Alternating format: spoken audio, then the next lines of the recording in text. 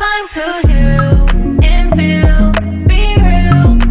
You just gotta take your time, unwind and chill.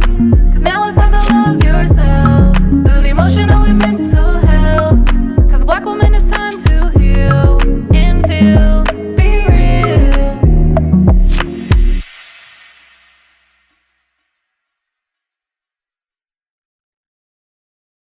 Hey y'all, we are back with another episode of Black Women Healing Podcast, and today I'm going to be leading the episode and Donika will be co-leading it, meaning she's going to lean into the conversation. So I'm going to jump right on in. We are not doing a this or that, but we're going to be talking about the impacts of people and shows that we're consuming and how they impact us. And so the reason why I chose this is because Donika loves Ayana Von Zant, like her books and things like that. And so, as I've mentioned multiple times, and as she's mentioned multiple times, she loves the books. I have my feelings about the lady, but I've grown to love her, y'all. And I say that because not even the books. I have been reading her books, but she has a podcast called The R Spot, and it's so freaking good. Like, I feel like I want to listen to it morning, noon, and night. It is such a good podcast. And so I kick it off with her because it makes me think about when I would watch her as a kid on TV, and I would get these icky feelings. And my mom would just still be watching. I'd be like, oh my gosh, like this is making me feel horrible just watching her. And now thinking about who she is and her podcast, I have really good feelings from her. The things that she talks about are very relatable. They make you feel good. And so today I'm going to be bringing up different podcasts and shows that I've been interacting with and just seeing Donika's thoughts on it, because the things that I'm going to bring up are shows that, may appear on Instagram, TikTok, and things like that. So before we even fully jump in, I'll let Donika share how she feels about Ayana and if she has any experience with her podcast. Yay, I like this topic. I'm glad. I'm glad that you didn't tell me. This is good. Okay, so obviously, I listen to the R Spot every week. Anytime she releases an episode, I've listened to all of them, and so absolutely love it. I think about that podcast specifically, what I love is the callers. So sometimes she will take callers, and it'll be regular people, real life, asking questions, and I think, like, for me, I grow from like personable, relatable conversations. I love hearing real life, regular people's stories, right? Not just celebrities, not just people who are like, of certain status and all that, like all different types of people. So that's my favorite part of it. Just to hear like so many people going through different things. It always is one of those like, okay, I know I'm not alone. Life really is like everybody's going through all these different pieces, and to hear the different perspectives. And this is what I always say about Iyama. If you listen to her, and this is for anybody, not just her, be okay with not having to take everything that they say and run with it. Like, just because that's what it is. Iyama, sometimes she'll say some stuff to be like, why are you telling them people that? That's not good advice. But that's from her perspective. That's what she thinks that people should do. And so you have to have a good level of discernment or separation, because she's going to say a lot of good things. And then every now and then she'll say something and it'll be like, that's not good. But if you don't understand what's good for you, then it may be muddled, basically. So go in with like I know some things about myself, but I'm listening to this podcast to continue to grow. Yeah. Does that make Myra, has that happened to you where you'd be like, hold on, y'all, calm down. Why would you tell these people that? Podcast. No, I That can't has say that. No, because, and again, this goes back to how I've developed my liking for her now, because I feel like on the show, I don't know if it's because it's like theatrics or she has to put something on, but when I will watch her show, I'm like, I don't agree with none of this. What are you making them do? What? No. Like, I would sit there like, no, like, how are we watching this? And we watching this together? No.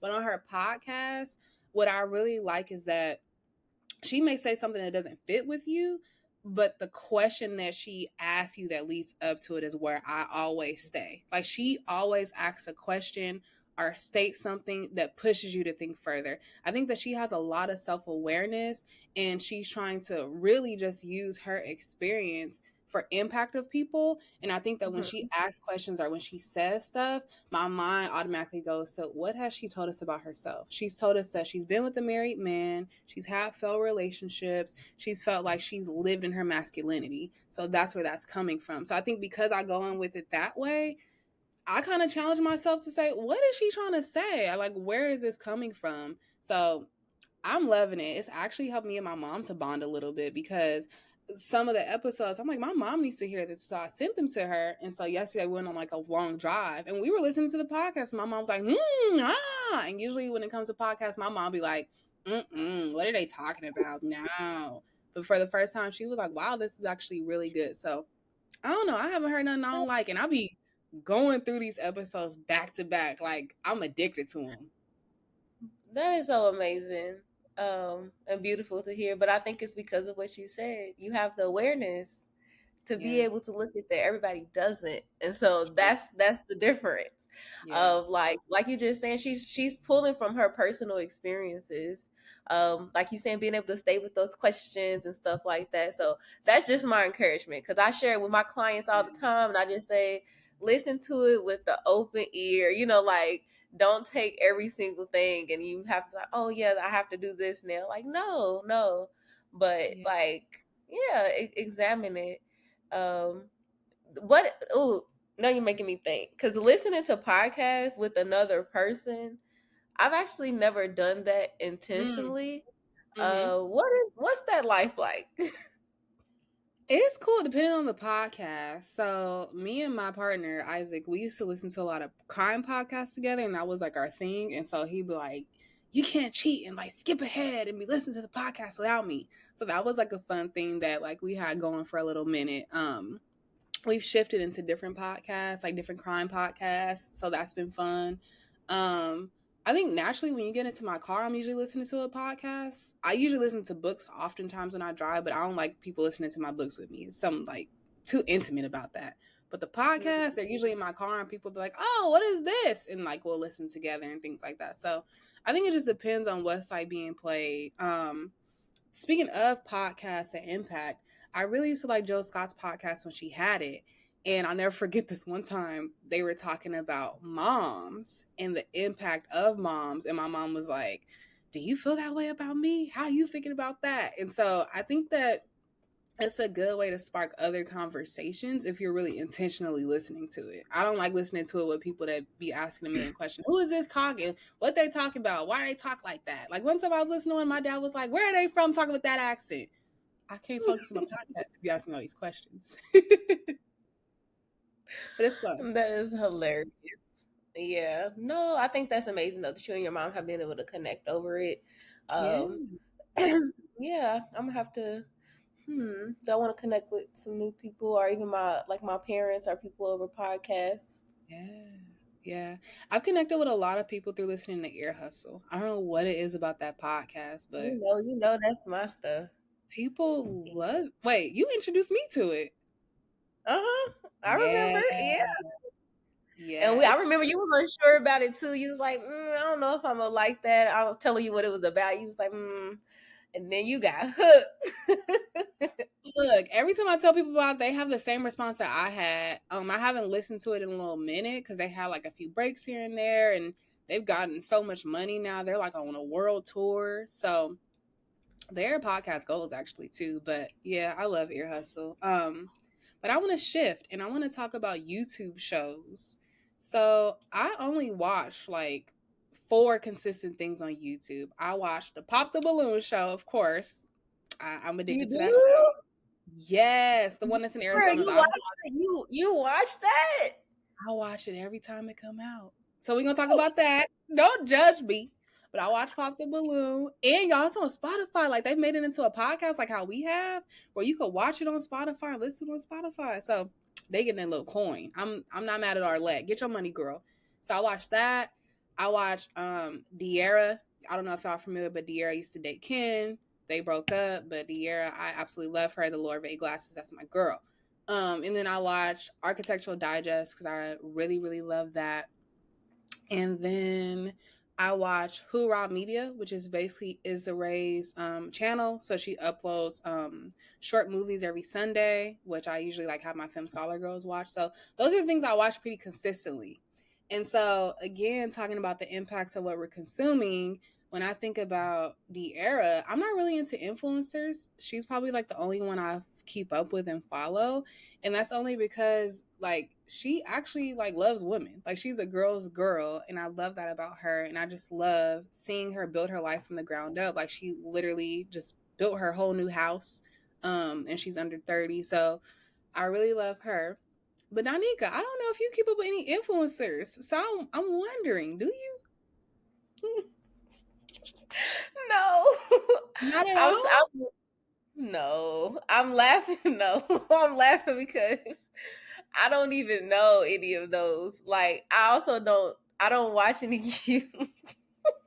My mom said this to me the other day. She said, I said, I'm gonna go ahead and chill out, watch my little shows for the day. She said, girl, you do not watch TV. And I said, yes, I do.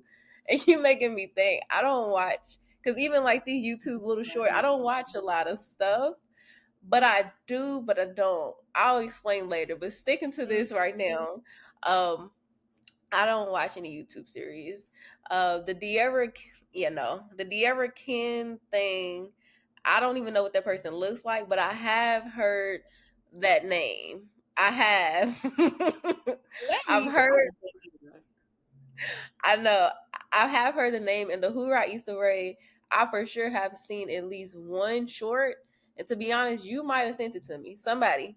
And it was a long time ago, but I do remember seeing like a mini episode, yeah, that she released. And I was like, oh, I'm gonna watch these all the time, every time, but then I didn't. Um, yeah. What else? The other ones, none of them. Um, Wow. So, y'all, I don't watch YouTube shorts. That is definitely not my thing. I feel like that's for the newer generation who has a shorter attention span. that's Um, what I watch. Those like the reels, like that's what I watch. Yes. I watch I watch those little things, but it's not celebrities or influencers, it's more like everyday people. yeah, it Like is. I watch a lot of like shorts on like food and stuff. I'm always looking for and thinking of like easy Okay. recipes. Mhm. Uh sometimes I will get to the rabbit hole of like cleaning supply. Like it's very Yeah, adult types of reels. It's not, I can't explain it. I get it. Yeah. I get it. So I want to talk about Pop the Balloon. Like I listed some of the things that I watch. Hurrah Media, I feel like all the things that they put out, it pushes you to be creative, or it usually has some type of goal in mind of how it's trying to push you to think. So I won't continue to talk about that. And Architectural Digest, I'm just nosy. I like to see celebrities' houses. I love California style homes. So I'm always looking into like what new California style home, like the Adobe, the Casa style, the arches. I love that type of stuff. So that's what keeps me wheeled in. But when it comes to this Pop the Balloon and the impacts on how you think about yourself, y'all. So the most recent episode, this guy comes out, instantly balloons pop, pop, pop, pop, pop, right? And there's one girl who did not pop him. But let me tell y'all what blew my mind. Because it was something about this man. His outfit was kind of funky. Like it wasn't like ugly, but he like tucked in his clothes a certain way. It looked kind of funny. And I feel like that's why they popped. And I don't think he was like unattractive, but whatever. So all these ladies popped except for one lady because she was like, I want to hear what this man is talking about. Y'all, this man is on tour for his new PBS show for kids to teach them about medicine. And all the women were like, Oh, and they was pop, what pop, did I pop. just do? Like, I messed up, right? So then he starts sharing more and more. He's emotionally intelligent. He's extremely smart. He went to school to be a doctor. He also is in film production. Hence, he has a deal with PBS. Now the man like appears on my timeline on this world tour. Like he did not make this up. World traveler, just great. And so the girl was like, I'm so happy I didn't pop my balloon because that's my man. And so Oh, it was making me think about like, you could be this brilliant person, but people don't see that when they first meet you. And you're deciding to go on a show where people are popping because it's rounds, right? Like you got to start off with popping based off it's of what you round. see. It's rounds. I've never So seen the whole thing. when I Oh say wow. round, the person comes out and then you look at them and you decide, okay, am I attracted to them? If I'm not, I'm gonna pop. If nobody pops, then they have to pop 2 people that they're not attracted to off the bat.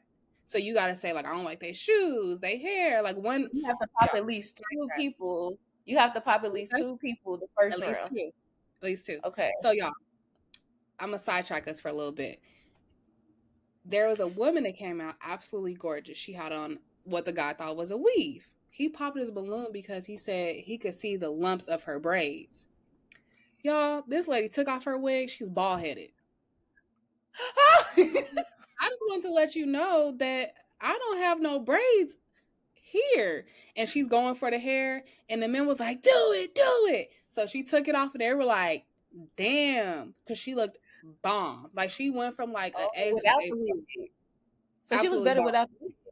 Without the wig. Bomb. She was Oh. already cute though. But anyway, Okay. going back to the PBS guy, you know, as we were talking about our breadcrumb episode, it was making me think about this Pop the Balloon show where you're literally, in any dating show, you're literally putting yourself out there to be judged. And so it was making me think about, how do people be thinking about me when they see me? Right? Like, what comes to their mind? But Donika, you're not familiar with this show, huh? I am. I was just okay. So I've seen clips of it last Mhm. night. Me, Sandria, and Jaya. There was 2 of my friends. We was over Yeah. here, and Sandria put on 20 versus 1. That's another type of pop the Yeah, that's balloon, different but it's a version. little different. And in my opinion, all those shows, I can't take it serious. Everything is it's for entertainment purposes. It's funny. I feel like that one, the pop the balloon, is supposed to be a little bit more serious, but I feel like you're judging people off these very like basic, very small details. It shows like how what's the word I'm looking for? Not cynical. It shows how vain we really are. You know, like, because like you just said, so you talking about somebody tucking their shirt in, like, I don't know you. I don't know. You know what I'm saying? Fair enough, you knew you was going on this show, so you did have some time to prepare, but I don't know you. So I don't judge completely off that. So to see that, like, some of the stuff that people say, it just be like, ew, people really be out here thinking like this. I don't like it. And I think it's for entertainment purposes, meaning like, it's like how me and you laughing. I feel like it's supposed to be funny, and it's funny when you watch it. Like, I can't watch that stuff by myself because it's not as funny. It's fun when I'm watching it with somebody else, because then we like, did you see that? We get to talk. Yeah. But by myself, I start feeling like I'm losing brain cells, if I'm being honest. I start feeling like, because to me, it's like, it's not representative of the type of person I am or aspire to be, and it makes me sad that people are like that. Like, I mean, wait, geez, you gonna pop this person's balloon because their wig was lumpy? Like, Yep. is it really lumpy? I've seen people pop the balloon. They said, "Oh, you don't have your nails done. You have on black. You have on all black." What the, like? I can't take it serious, but it's funny if for me. I'm thinking of, but I haven't watched the whole thing. So tell me this: do people really find love, or not even love, right? Because you just getting started. Do people really find a date? Yes, people do really find a date. So there's an after show.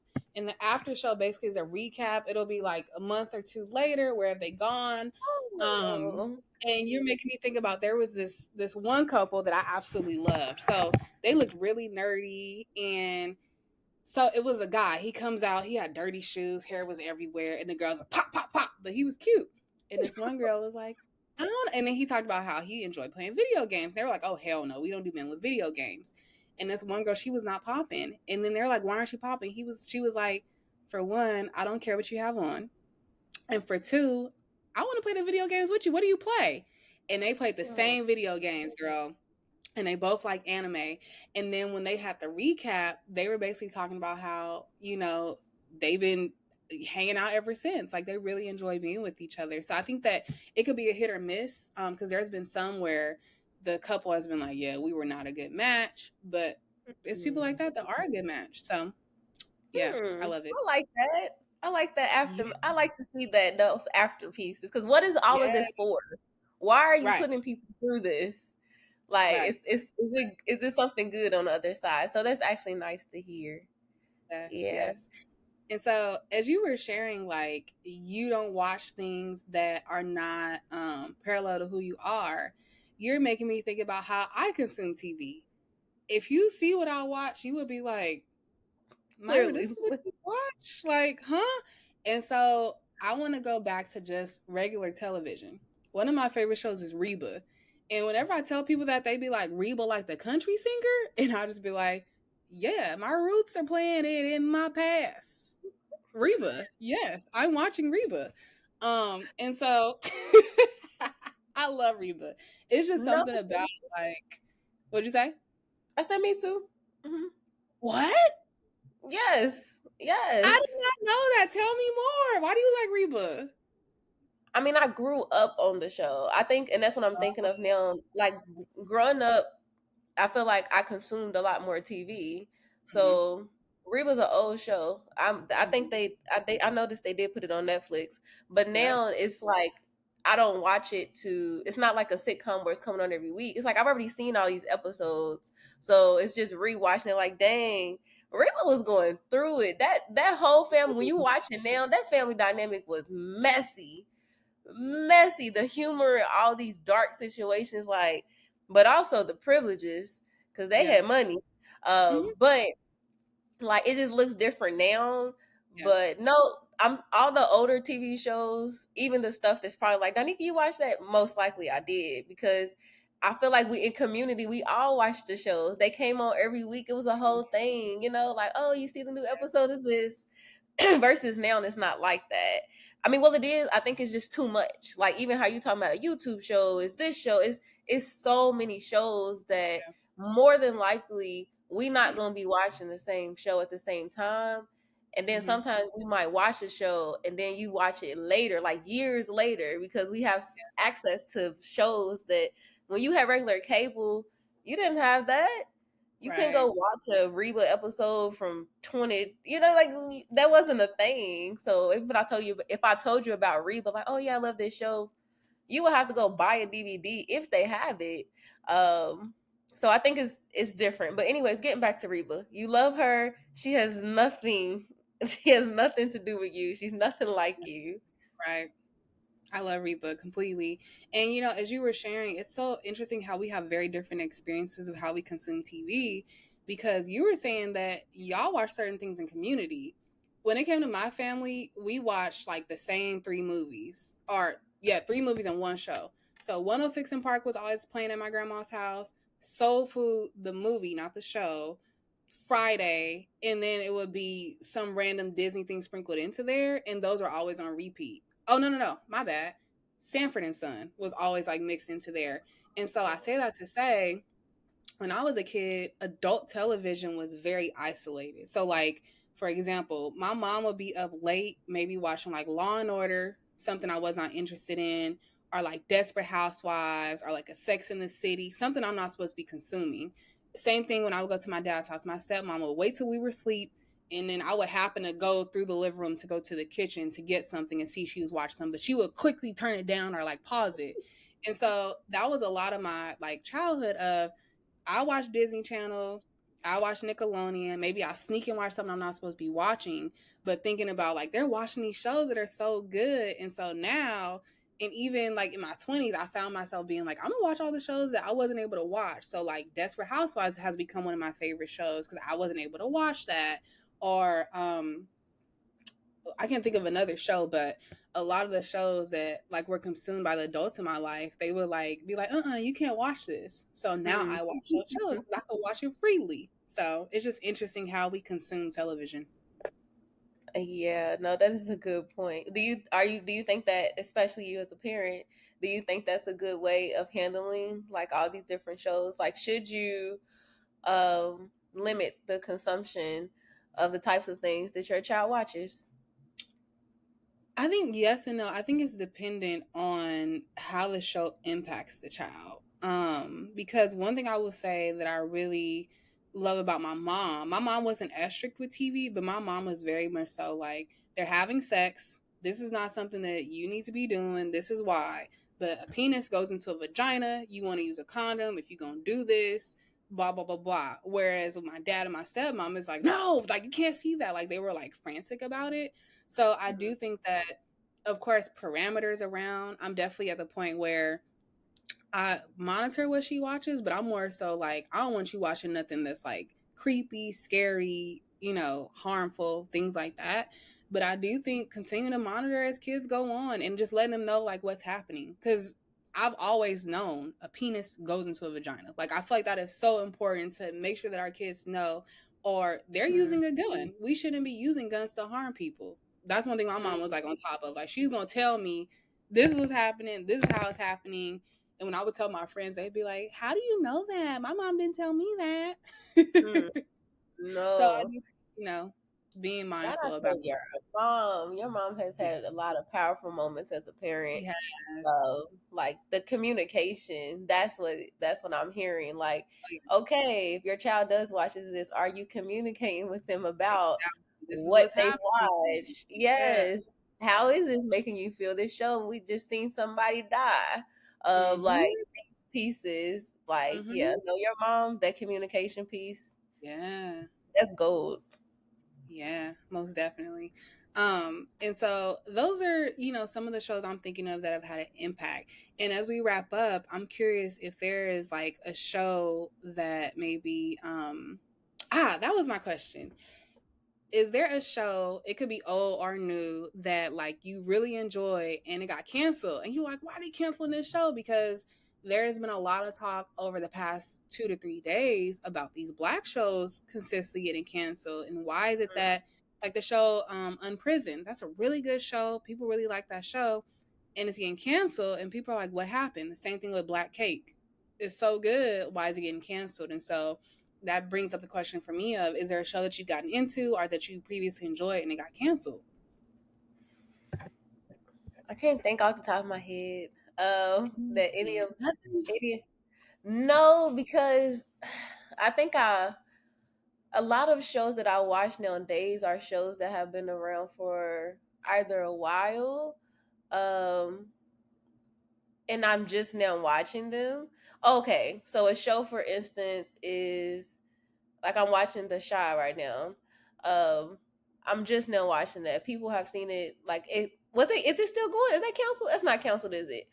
What's the other show? Is Power getting canceled? Yeah, that one's getting canceled, right? You don't know. I don't watch those shows. Oh, okay. Snowfall. Mm-hmm. You watched that? Did My you? cousin's on it, so I dibbled and dabbled and watched it. And so basically, I didn't watch it. I still actually have a few episodes left, but it's there's no going to be no more. But sometimes shows do come to an end of like, what else do you really need to talk about? Like, how else you can spend this? In those situations, to me, it makes sense. I think that in the ones where it's like, this was really good. What happened here? I can't think of none of those right now because the shows I watch, like I'm saying, they usually have already been around.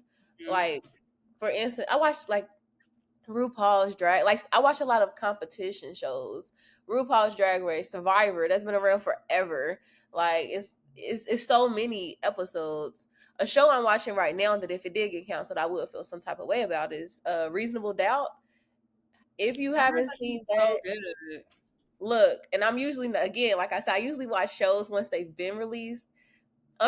Reasonable Doubt was released like a year ago or something, and I didn't hear anything about it. But this new season with Morris Chestnut, Oh, I've heard such a good thing.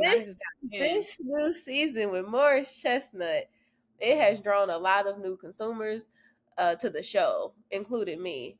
This Myra, like this is one of those dialogue shows, when you watch and you like, girl, did you like I'm excited for every episode to be released.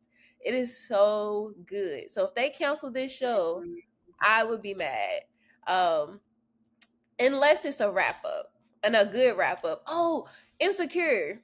That's a perfect example. Yes. To be honest, fair enough. Y'all can wrap this up. Like we've seen it. it's only so much more you all can talk about. Where there's a lot you could talk about, but in retrospect to Issa Rae and her life, so they can make a whole nother series and take this and do that. They can do some stuff with it afterwards. But as far as the show Insecure, okay, I can see that. And then they wrapped it up. Still some questions, right? But I'll take it. I'll take that wrap up.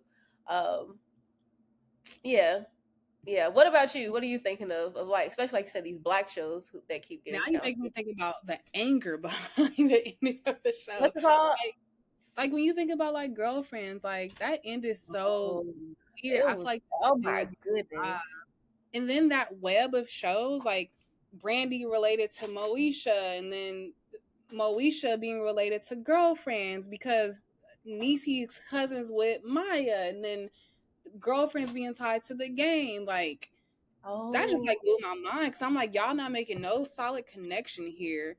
And then the way these shows ended was just like, it didn't really make any sense. Like with Girlfriends, I felt like they should have ended it a little bit earlier and really wrapped it up, as yeah. opposed to like, they didn't really want to pay Tony the money that she was asking. So she exited the show. And then they were like scrambling because they had made this whole storyline around Tony and Todd.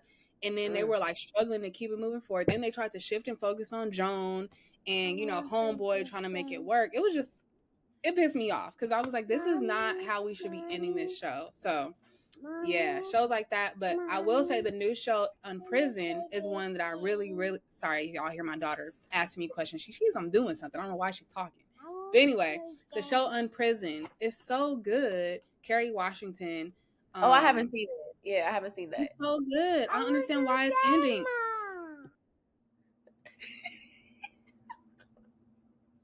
Sorry, y'all. Go Answer ahead. that, baby. Answer that, baby.